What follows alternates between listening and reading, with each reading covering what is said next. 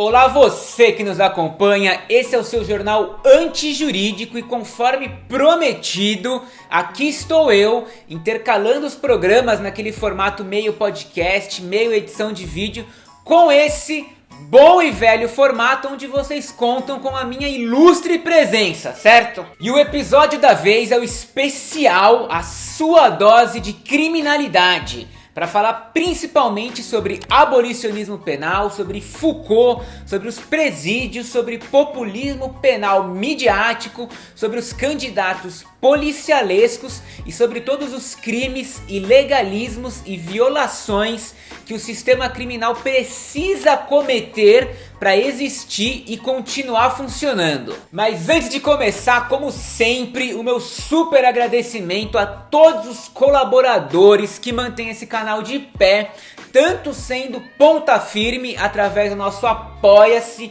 com quanto quiser, pelo tempo que quiser, como também através do nosso Pix, o jornal antijurídico@gmail.com, um valor isolado dentro do que é possível, confortável ou simbólico para você, beleza? Então, sem mais delongas, solta aí a nossa vinheta da depressão.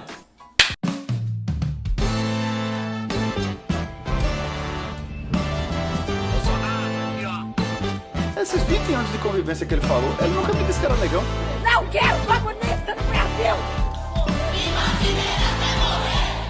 Todas as facções. Esse país é verde e amarelo! Um dia desses eu acabei lendo um texto do Michel Foucault chamado Alternativas à Prisão, onde ele escreveu uma parada que eu pensei, porra, primeiro, isso é foda. Segundo, dá pra gravar um programa sobre isso. E terceiro, eu ainda consigo linkar mais coisas sobre isso nisso que ele tá falando. De modo que, aqui estou eu. Nesse texto, o Foucault tá brisando numa ideia dele, que é mais ou menos o seguinte. Imagina só se existisse um quadro, tipo uma tabela, com todas as taxas de ilegalismos que cada instituição produz para continuar existindo. Vou explicar de novo de um jeito mais fácil. Assim como nós, pessoas físicas, cometemos crimes durante a nossa existência, alguns crimes leves, tipo ameaça ou injúria, calúnia, difamação, pirataria, furto, também cometemos crimes mais medianos, vamos dizer assim, como uma agressão. Mas também coloca aí na conta crimes tributários, violação de domicílio, falsidade de atestado médico, desacato, contrabando, mil fitas, mil tretas. Ponto é, todo mundo comete, já cometeu e cometerá crimes. Isso é um fato. Do Drauzio Varela e do Tadeu Smith até Michele Bolsonaro e Malafaia, todo mundo comete crimes. É claro que não se compara, isso não é uma comparação, mas você entendeu o que eu quis dizer, certo? E da mesma forma, instituições cometem crimes ao longo de suas vidas, né? Algumas precisam até cometer crimes para continuar existindo. E daí Foucault entrou nessa de se perguntar qual seria a taxa de crimes que cada instituição comete e como que seria esse ranking, tá ligado? Então, tipo, uma escola, por exemplo, qual é a quantidade de ilegalismos ou de crimes que uma escola comete ou precisa cometer para existir?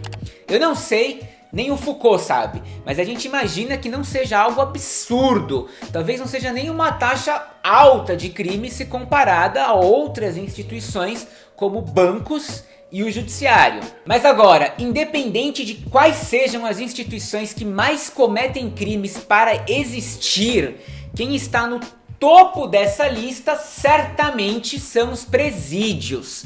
Os presídios são, sem sombra de dúvidas, a instituição que mais comete ilegalidades só para poder funcionar. E aí você tá ligado que entra tudo que você tá imaginando mesmo: superlotação, violência física e sexual, tortura, ameaças, tráfico de drogas, corrupção, condições insalubres, carências alimentares, zero acesso à saúde, enfim, tudo isso e mais um pouco, somado ainda às ilegalidades que a própria administração dos presídios comete.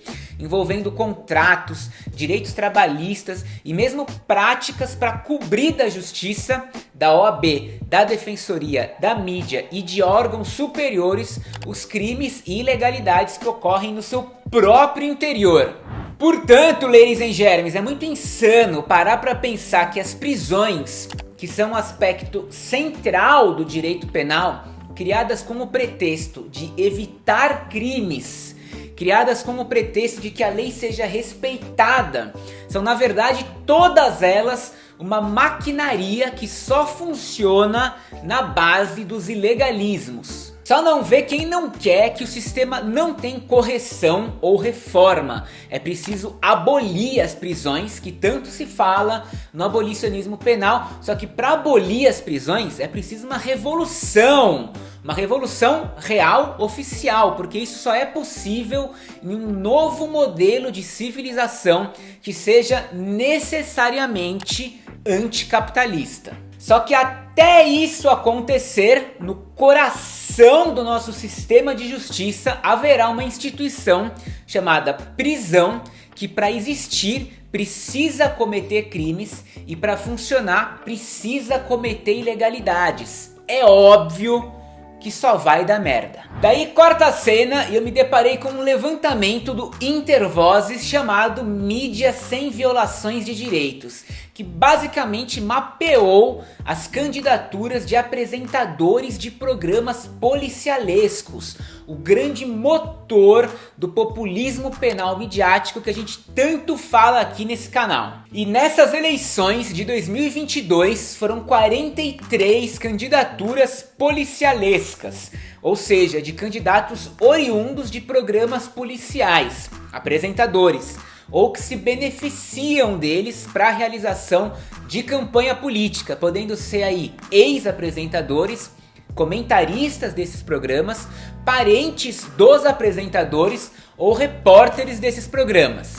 E aqui eu não vou nem entrar no mérito de como esses programas, que servem de catapulta eleitoral, já que são uma plataforma que gira em torno de segurança pública e que garante, por conta da audiência que tem, que quando chegam as eleições eles já largam um pouco ou muito na frente dos outros candidatos, dependendo do cargo e da região. E o que eu tenho para relacionar desses programas com o lance do Foucault que eu estava lendo é que, da mesma forma, se existisse uma taxa de ilegalismos para todos os programas de televisão, eu tenho certeza que esses programas da chamada Hora do Terror, de puro populismo penal midiático, estariam no topo desse ranking. E eu digo isso porque o que esses programas cometem de ilegalidade não tá escrito, bicho. Pra você ter uma ideia, em 2016 rolou uma pesquisa sobre isso, também do Intervozes, que concluiu simplesmente que esses programas mantiveram uma média de 15 mil violações de direitos por mês. E por violações de direitos entende-se difamação, calúnia, incitação à violência, identificação de adolescentes, exposição indevida de jovens, crianças e famílias, tortura psicológica, discurso de ódio, racismo e isso tudo mais violações do ECA, do Estatuto do Idoso, do Estatuto da Igualdade Racial e do Código Brasileiro de Telecomunicações, que eu aposto que você nem sabia que existia. Todas essas violações aí são só para fazer os programas acontecerem. Um programa que supostamente é para mostrar pessoas que cometeram crimes, sacou? No mais, eles ainda simplificam ao extremo o que é segurança pública, colocam o castigo no centro máximo da atenção e tudo mais que te faria refletir e pensar criticamente é posto de lado, como a criminalização da pobreza, a seletividade penal, a dinâmica da economia capitalista e todas as questões envolvendo classe e raça. Ou seja, um lixo de programa.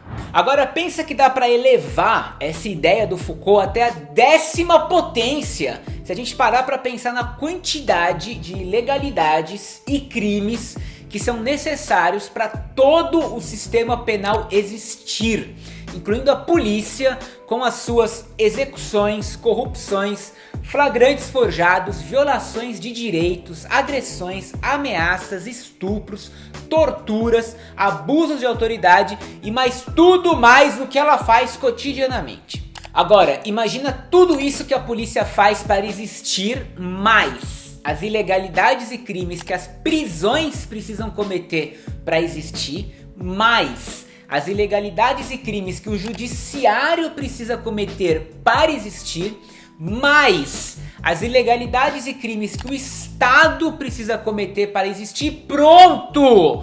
Não tem como você não se tornar anticapitalista. E não tem como você não desembocar no socialismo ou no anarquismo. Não tem como. Se você ainda não chegou lá, é porque seu raciocínio deu ruim em alguma etapa aí. Portanto, volte duas casas. E de novo, quando o assunto são os estados e junto com ele as grandes corporações multinacionais, existe todo um aparelho mundial de criminalidade organizada que envolve o que o Zaffaroni descreve como totalitarismo financeiro, que são os estelionatos, as fraudes, extorsões, ecocídios, subornos, evasão de divisas, trabalho escravo, apropriação de recursos naturais, o lawfare, golpes de estado, paraísos fiscais e por aí vai. E por falar nisso, depois assista ao episódio Pandora Papers, que fala sobre tudo isso e vale muito a pena. Em resumo, é uma quantidade inimaginável de crimes que todo o sistema global comete só para funcionar e existir. Crimes esses que são obviamente todos acobertados, já que não são alvo da justiça criminal, que sequer existe ou foi criada para perseguir esses tipos de crimes e criminosos. O negócio mesmo é entuchar os presídios de jovens negros pobres da periferia. Contra esse sim, existe o sistema penal. Então é isso, meu povo, eu vou ficando por aqui. Espero ter afiado ainda mais o seu senso crítico em relação ao sistema de justiça, te convencido ainda mais em relação à urgência e à necessidade do abolicionismo penal, reforçado todo o seu ódio ao capitalista e não ter deixado você perder de vista que isso é uma luta internacionalista, beleza? Já que estamos todos juntos em um mesmo planeta. E eu espero que você leve daqui que com todas as instituições da justiça criminal que nós temos, polícia, prisões, judiciário, estado, que cometem crimes, ilegalidades e violações para funcionarem e existirem, que é impossível a gente ter todas essas instituições e ao mesmo tempo alcançarmos segurança pública, paz e harmonia social. E também, antes de me despedir de vez, já que eu citei o Zaffaroni nesse programa, eu deixo aqui a indicação de um livro dele que tem tudo a ver com tudo isso que a gente estava falando, que é esse livro aqui, Colonização Punitiva e Totalitarismo Financeiro, do Zaffaroni, editora Da Vinci. É super fácil de ler, é curtinho, pequeno e super recomendado, beleza? E agora sim, me despeço de todos vocês, agradecendo demais toda a turma que mantém esse canal de pé,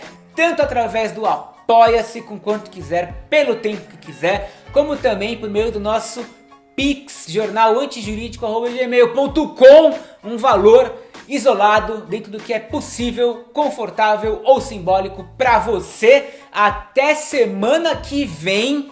Valeu, falou!